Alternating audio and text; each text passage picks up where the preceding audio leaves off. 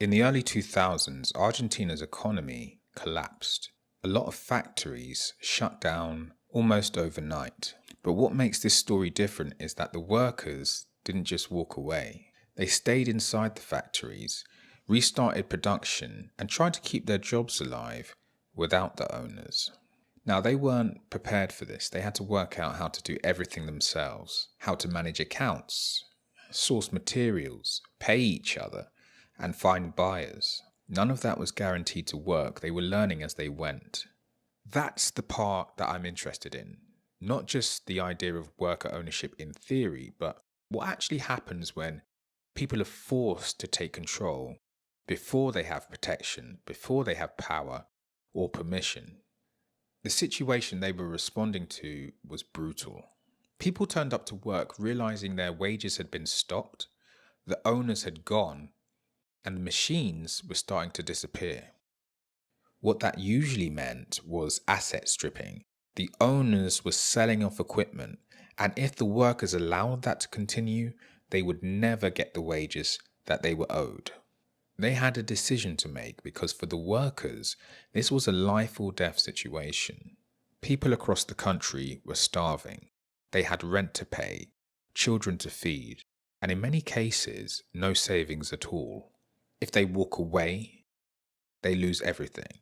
If they stay, they're taking a serious risk because they're stepping outside of the law. When people tell this story later, one thing that often gets lost is that the workers didn't occupy these factories out of anger or ideology. They did it because the equipment was being stripped and it was the only way to protect what was left. So the occupation was not some grand statement. Most of the workers didn't see themselves as revolutionaries or protesters. It was a defensive move. They were guarding the tools that they needed to work and earn a living. They weren't intending to start a movement. They weren't even sure if this would work. Most of them just wanted their jobs back. You can hear it in how they talk. There's fear, hesitation, and sometimes there are disagreements. From the outside, it can easily look like this bold takeover, but on the ground, it was just people making the least bad choice available without knowing how the law, politicians, or the police were going to respond. Once the workers were back inside the factories and production had restarted, the next thing they tried to do was make it legal. That wasn't because they suddenly trusted the system. It was because living under the constant threat of eviction was scary and it wasn't sustainable. They went to court. They spoke directly to judges. They explained that the owners had abandoned the factories, that wages were owed, and equipment was being stripped. What's important here is that the courts didn't see themselves as enemies of the workers. In some cases, the judges even said they wanted the workers to get their jobs back. But there was a condition. The workers had to show good faith. And in the eyes of the court, occupying the factory meant the workers were acting in bad faith. The message was basically this: if you want legal help, you have to leave. But if you leave, the factory will be stripped and your jobs will disappear permanently. So the workers were basically stuck. If they stay, what they were doing is illegal. If they left, they lose everything. And this is where we start to see the real challenge. The law doesn't know how to deal with people who act first in a situation like this. This was new territory, and the workers had no leverage. The factory owners had all the leverage.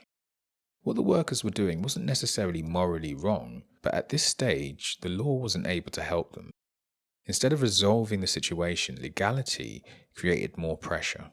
And while all of this was happening, eviction was still hanging over them. Police could arrive at any time, and everything they were building could be shut down overnight. As the legal situation dragged on, the workers were not on their own. People from surrounding communities were showing up for them. Neighbors brought food, local groups showed up to protest. Bands played music outside the gates with motivational lyrics that encouraged people not to give up. People stayed for hours, sometimes days. Every time the police tried to move in, they weren't just dealing with a handful of workers. They were dealing with large crowds, teachers, unemployed workers, neighbours, families, entire communities. That collective presence made a difference. It slowed things down. And it gave the workers some form of leverage because any kind of force used against the people would have political consequences for the government. But this is where it's important not to romanticize the situation because community support alone didn't magically solve the problem.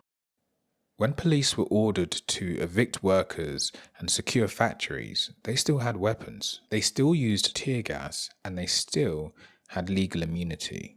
And in some confrontations, the police won. What the community did wasn't to defeat the state. It bought the workers time. Time to keep producing, time for public opinion to shift, time for the situation to become harder to reverse. Without that support, the factories would have been cleared much earlier, but community support alone wasn't enough to secure their future. While the workers were dealing with the courts, eviction threats and pressure from the police, there was also a national election taking place. This mattered more than a lot of people realised at the time because the outcome of the election didn't just change who was in office, it changed how the workers' actions were treated.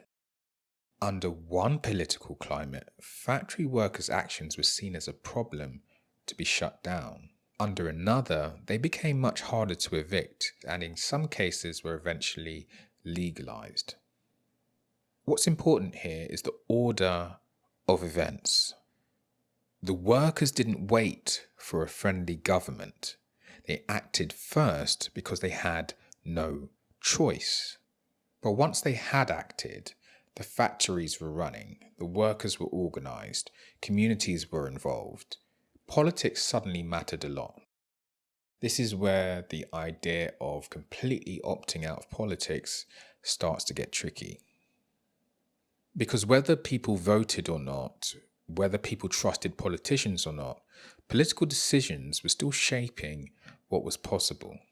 Some people were openly hostile to politics. They'd seen how politicians had made promises, used people, and then disappeared, and they wanted no part of that.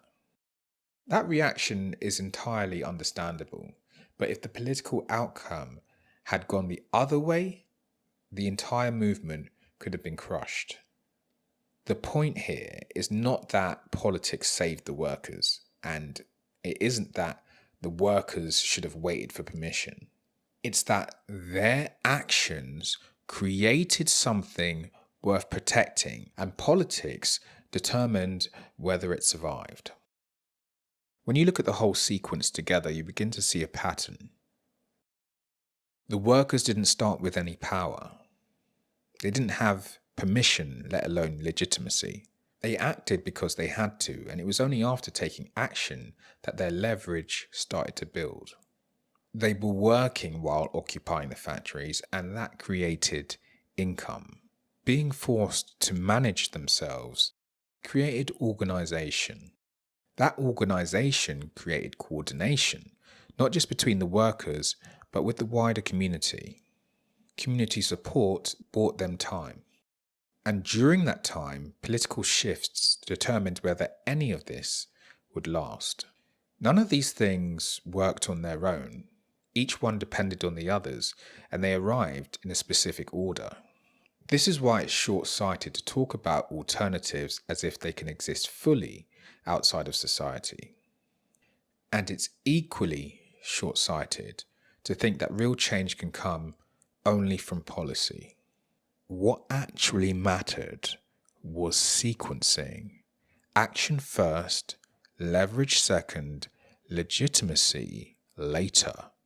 This movement wasn't about purity. It wasn't about ideology. It was about survival, stability, and time. And this is the part that often gets lost when these stories are retold. Every step they took came with risk. There were no safe options, only choices that carried consequences. That's why most people don't act out of ideology. They act when the cost of doing nothing is greater than the cost of acting. That isn't a failure of character, that's just how people respond to pressure.